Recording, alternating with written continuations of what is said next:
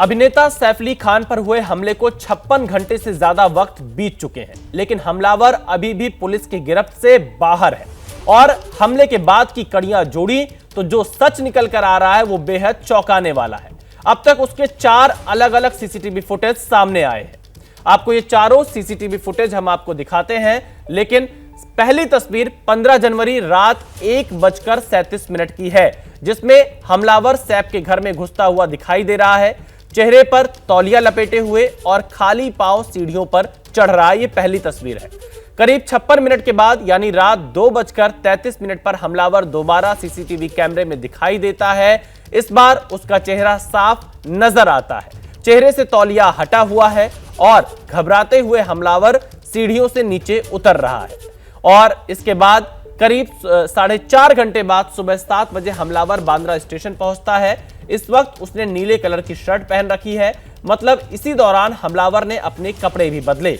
और अब करीब 2 घंटे के बाद हमलावर दादर पहुंचता है, जहां एक दुकान से सुबह करीब 9 बजे हेडफोन खरीदते हुए देखा जाता है। तो आप ये 4 तस्वीरें देखिए। अभी तक ये संदिग्ध पुलिस की गिरफ्त से बाहर है, लेकिन इसके 4 सीसीटीवी फुटेज सामने आ चुके हैं। पहला 15 जनवरी रात 1:37 का, जब वो सीढ़ियों पर चढ़ता हुआ दिखाई देता है, जिसमें उसका चेहरा ढका हुआ है गमछे से। और दूसरी तस्वीर 15 जनवरी रात 2:33 की है, जिसमें उसका चेहरा दिखाई दे रहा है, वो घबराते हुए सीढ़ियों से नीचे उतर रहा है। तीसरी तस्वीर बांद्रा रेलवे स्टेशन की सुबह 7 बजे की है और इसमें वो कपड़े बदलकर आगे बढ़ता हुआ दिखाई दे रहा है, बांद्रा रेलवे स्टेशन पर दिखा। और चौथी तस्वीर दादर से उसने हेडफोन खरीदी। ये आपको हम पहली तस्वीर दिखा रहे हैं, दूसरी तस्वीर दिखा रहे हैं। 4 तस्वीरें इस वक्त सामने हैं और अभी भी मुंबई पुलिस की गिरफ्त से यह संदिग्ध बाहर है। 56 घंटे से ज्यादा वक्त बीत चुका है सैफ अली खान पर हमले को लेकर और अब तक पुलिस इसमें कोई बड़ा ब्रेक थ्रू नहीं कर पाई है। आखिरकार ये चोर कौन था, क्यों आया था, कैसे ये अंदर घुसा, अंदर जाने का रास्ता क्या था, बहुत सारे ऐसे सवाल खड़े हो रहे हैं जिनका जवाब मुंबई पुलिस को देना होगा। और मुंबई पुलिस की एक बड़ी टीम इस वक्त सैफ अली खान पर हुए हमले की जांच में जुटी हुई है। तमाम बयान दर्ज करा रही है, परिवार के लोगों के बयान दर्ज कर रही है पुलिस और सीसीटीवी लगातार खंगाल रही है, ताकि यह संदिग्ध कहां गया है, इसका अंतिम डेस्टिनेशन क्या रहा है, उसे पता लगाने का प्रयास मुंबई पुलिस कर रही है। पर कितना समय और लेगी, यह बड़ा सवाल यहां पर बना हुआ है। आखिरकार इतने सुरक्षित जगह पर जहां सैफ अली खान रहते हैं, वहां पर यह चोर कैसे पहुंचा और घर के अंदर कैसे गया। अब आप देखिए, आपको हम कुछ और जानकारी देते हैं। एबीपी न्यूज की जो पड़ताल है, पहला सीसीटीवी 15 जनवरी रात 1:37 पर सैफ के घर में घुसा यह संदिग्ध। दूसरे सीसीटीवी तस्वीर में 15 जनवरी 2:33 पर सैफ के घर से बाहर निकलता हुआ दिखाई दे रहा है संदिग्ध, यानी कि महज 56 मिनट के अंदर ये घर के अंदर गया और बाहर आया है। तीसरे सीसीटीवी में 16 जनवरी सुबह 7 बजे बांद्रा रेलवे स्टेशन पहुंचा और इस दौरान उसके कपड़े बदले हुए थे। और चौथे सीसीटीवी में वो दादर की एक दुकान से हेडफोन खरीदता है।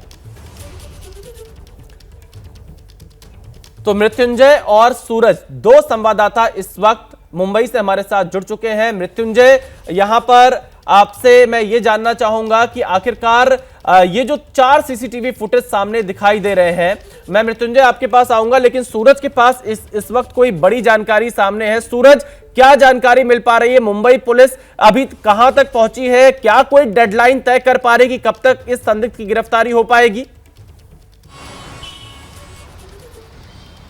देखिए, मुंबई पुलिस ने 35 टीमें बनाई हैं, 100 से ज़्यादा पुलिस अधिकारी इस पूरे मामले पर काम कर रहे हैं। अलग अलग लोकेशंस पर छापेमारी की जा रही है और एबीपी न्यूज़ सबसे पहला वो चैनल है जिसने बताया था कि संदिग्ध का जो मूवमेंट है वो प्रभा देवी और दादर इलाके में दिखाई दिया था।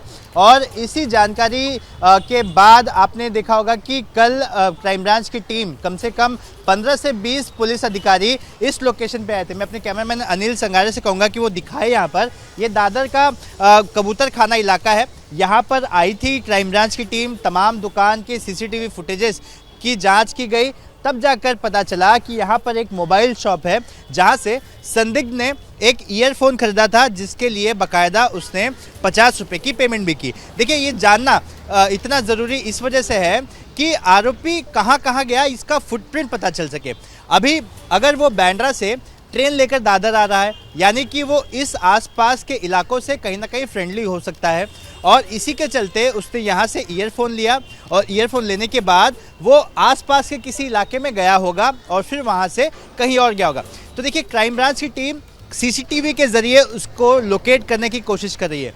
चूँकि आरोपी के पास मोबाइल फ़ोन हो सकता है, अगर उसने ईयरफोन लिया हो तो क्राइम ब्रांच टेक्निकल एविडेंस का भी सहारा लेगी कि क्या उस वक्त कोई इस तरह का सस्पिशियस मतलब जो फ़ोन नंबर यहाँ पर दिखाई दे रहा है, क्या वही शख्स और वही जो फ़ोन है वो सैफ अली खान के घर में भी घटना के समय ट्रेवल कर रहा था।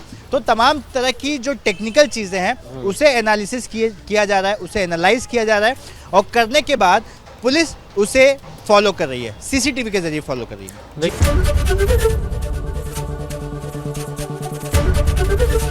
एबीपी गंगा, खबर आपकी, जुबान आपकी।